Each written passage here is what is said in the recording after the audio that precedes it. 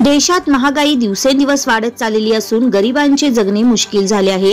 अशा परिस्थितीत भाजप व राष्ट्रीय स्वयंसेवक संघ प्रमुख मुद्द्यावरून जनतेचे लक्ष विचलित करून प्रभू श्रीराम यांच्या नावाचा वापर राजकारणासाठी करत असल्याची टीका माजी केंद्रीय कृषी मंत्री व राष्ट्रवादी काँग्रेस पक्षाचे राष्ट्रीय अध्यक्ष शरद पवार यांनी केली।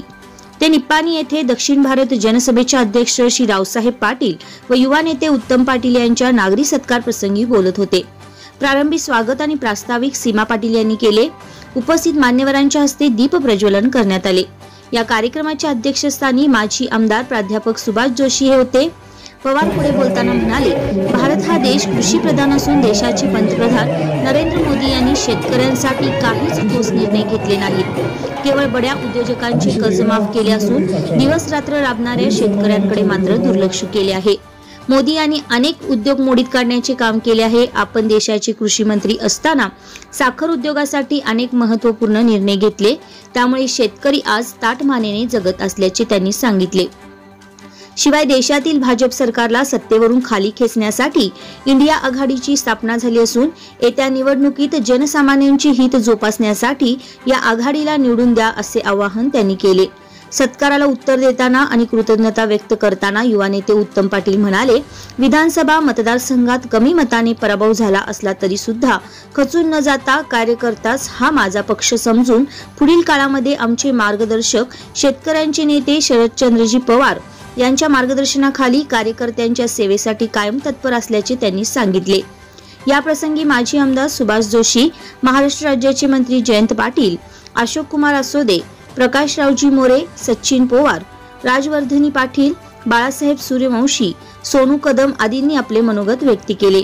यावेळी या कार्यक्रमास माजी आमदार राजू आवळे, अभिनंदन पाटील, रवींद्र शिंदे, निरंजन पाटील, गजानन कावडकर, राष्ट्रवादी काँग्रेस पक्षाचे नगरसेवक, नगरसेविका, ग्रामपंचायत अध्यक्ष, उपाध्यक्ष, महिला कार्यकर्ते मोठ्या संख्येने उपस्थित होते। 2023 ला ज्यावेळेला मी तिकीटची मागणी केली त्यावेळेला मला नाकारण्यात आलं। कार्यकर्त्यांची बैठक घेऊन कार्यकर्त्यांच्या बरोबर चर्चा करून अपक्ष लढवण्याची भूमिका त्या ठिकाणी आम्ही घेतली आणि त्याच वेळेला एक सुवर्ण संधी आमच्यापर्यंत चालून आली, ती तुमच्या स्वरूपात आली। साहेब, माझं भाग्य मी समजतो, कारण लहानाचा मोठा मी साहेब तुमच्याकडे बघून झालेला आहे। आज सुद्धा तुमच्याकडे बघून माझा हा पराभव मी या ठिकाणी पचवला साहेब, कारण आज आपल्या संपूर्ण आयुष्यामध्ये आपण किती चढ उतार बघितला असाल, याकडे जर आपण सगळ्यांनी बघितलं तर हा उत्तम पाटील कुठेही नाहीये। साहेबांनी अनेक चढ उतार या ठिकाणी आपल्या राजकीय जीवनामध्ये बघितल्या। माझी तर ही पहिलीच निवडणूक होती साहेब। आमच्या घरामध्ये 1967 साली दादा ग्रामपंचायत सदस्य झाले, त्यानंतर 78 ला तालुका पंचायतच्या तालुका बोर्डला सदस्य म्हणून आले, म्हणजे त्याला 40 वर्ष झाली। आमच्या घरामध्ये कोणी सार्वत्रिक निवडणूक आमच्या घरामध्ये दादांच्या नंतर कोणीही लढवलं ते थेट मी 2023 ला आमदारकी या निवडणुकीमध्ये राष्ट्रवादी काँग्रेसचा उमेदवार म्हणूनच माझ्या राजकीयाला सुरुवात केलो आणि 1 वर्ष दादांच्या पावलावर पाऊल ठेवून दादांच्या या 40 वर्षाच्या सर्व त्यांच्या जीवनामधील अनेक संघ संस्था त्यांनी स्थापना केल्या। गोरगरीब सामान्य शेतकरी, या भागातल्या विद्यार्थी, या भागातल्या महिलांसाठी अनेक संघ संस्था त्यांनी उघडल्या आणि त्यांच्या पावलावर पाऊल ठेवून मी आणि आमचे बंधू आदरणीय अभिनंदन पाटील त्या ठिकाणी वाटचाल करीत होतो। बऱ्याच लोकांना दादानी पश्चिम महाराष्ट्र असेल, उत्तर कर्नाटकामध्ये अनेक लोकांना, अनेक नेत्यांना दादाने त्या ठिकाणी मदत केली साहेब। परंतु ज्या वेळेला आमच्या घरातून मी ज्या वेळेला पहिल्यांदा निवडणूक लढवलो त्यावेळी मात्र सगळ्यांनी पाठ आमच्याकडे फिरवली साहेब।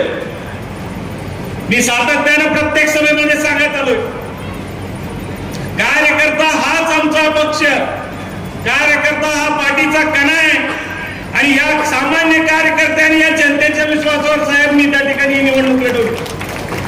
मी कितीही आज आमच्या या भागातल्या प्रत्येक आमच्या कार्यकर्ते असतील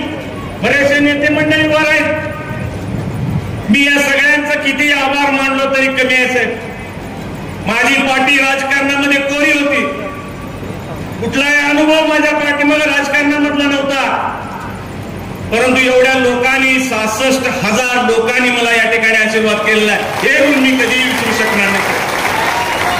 आपला आशीर्वाद, आपलं मार्गदर्शन, दादांनी केलेलं कार्य, आज सुद्धा सहकार रत्नाचा पुरस्कार मला या ठिकाणी देण्यात आला साहेब.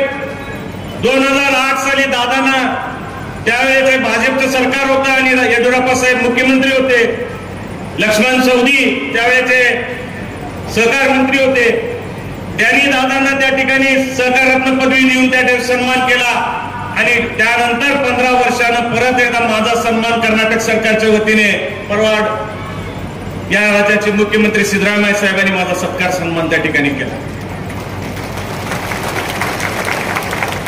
हे सगळं करत असताना अनेक लोकांच्या सानिध्यामध्ये, अनेक नेत्यांच्या सानिध्यामध्ये आम्ही गेलो. जिथं गेलो तिथं प्रामाणिकपणानं काम केलं साहेब. अगदी तन मन याच्यापासून आम्ही त्यांच्यासाठी समर्पित केला.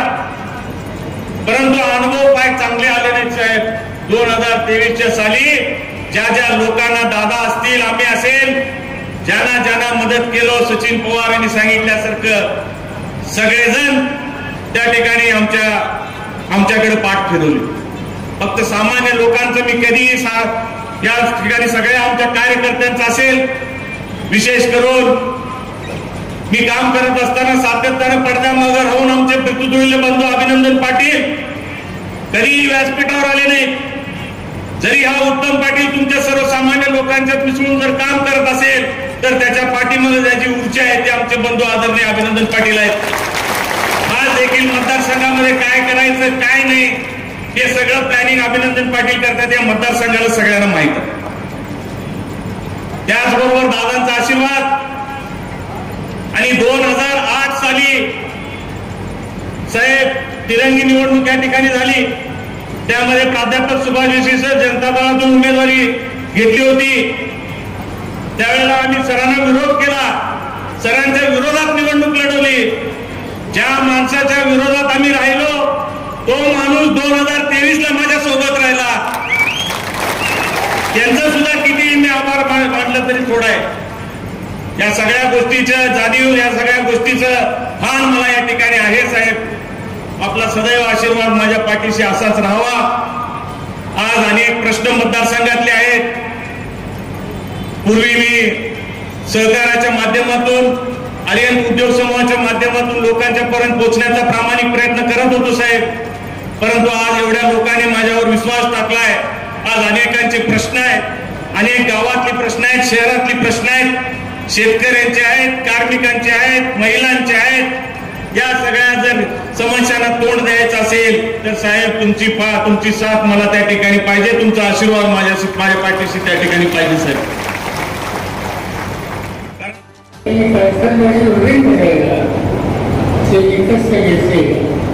आणि त्याची भलं आज या तालुक्याच्या ऊस उत्पादकांना चांगल्या रीतीने मिळतं. शेतकरी कंपन्यांना काम केलं, त्याच्यामध्ये काम देत असताना कारखान्यामध्ये प्रशासनाने गुणवत्ता कशी वाढेल त्याची काळजी घेतली आणि इतरांच्या समोर आज त्याची अनेक चांगल्या अपेक्षा ठेवली. साखर सरकारनं जसा उभा केला त्याच्यात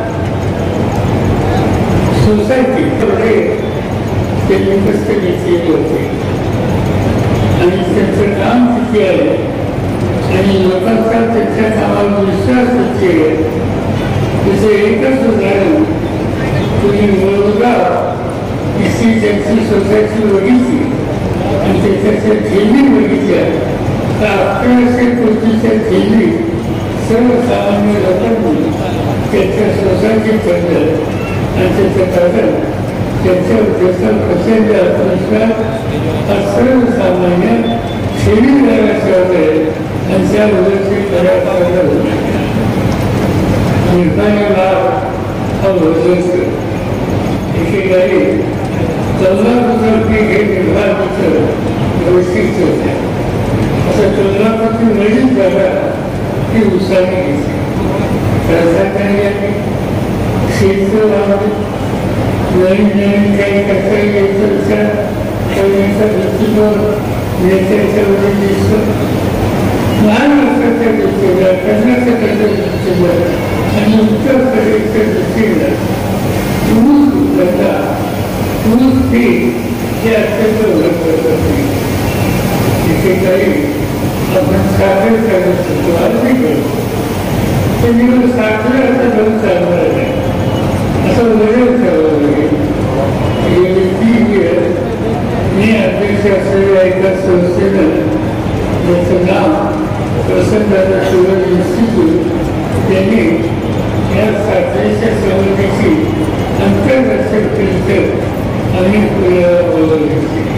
काल संस्थेची त्यांच्या परिषदेला जवळपास 22 देशाचे लोक आहेत आणि जवळपास 5,000 शेतकरी जे प्रत्यक्ष ऊसाच्या धंद्यात आहेत ते देशाच्या ताब्यात करतात.